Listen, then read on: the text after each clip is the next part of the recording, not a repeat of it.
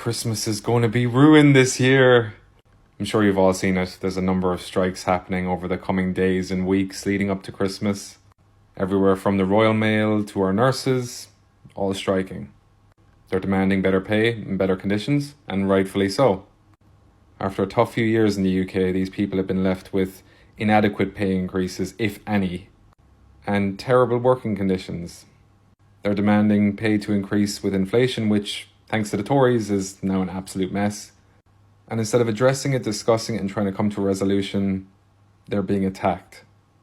Nadim Zahawi actually came out and said that we're playing right into Putin's hands by striking. If that is the case, then the Tories are to blame for this, and they're playing right into the hands of Putin, which they have been for some years now.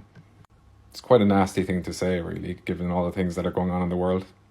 But of course, this has spun a narrative now that all these people who are striking, it's a coordinated attack on the government, they're trying to bring it down, but also, it's Labour coordinated. Any excuse at all to avoid the truth. The truth being that our public sector workers and many other workers across the country are being let down by this government.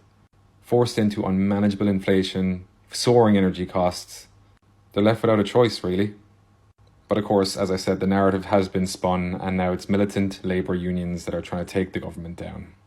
Video me while I place flowers. Dan Wooten comes out and says, militant unions are trying to destroy Christmas for hard-working Brits. The ones striking are hard-working Brits too.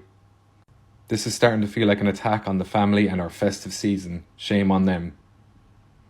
I'm sure you'll be fine, Dan. I'm sure you'll be fine.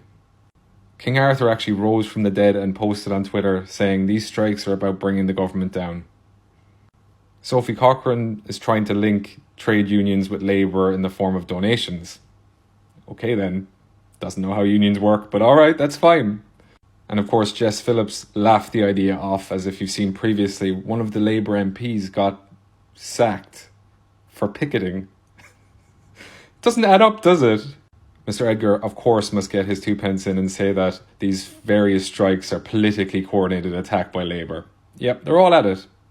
And meanwhile, no one says anything about the fact that MPs received a £2,200 pay rise this year, to match inflation and then some.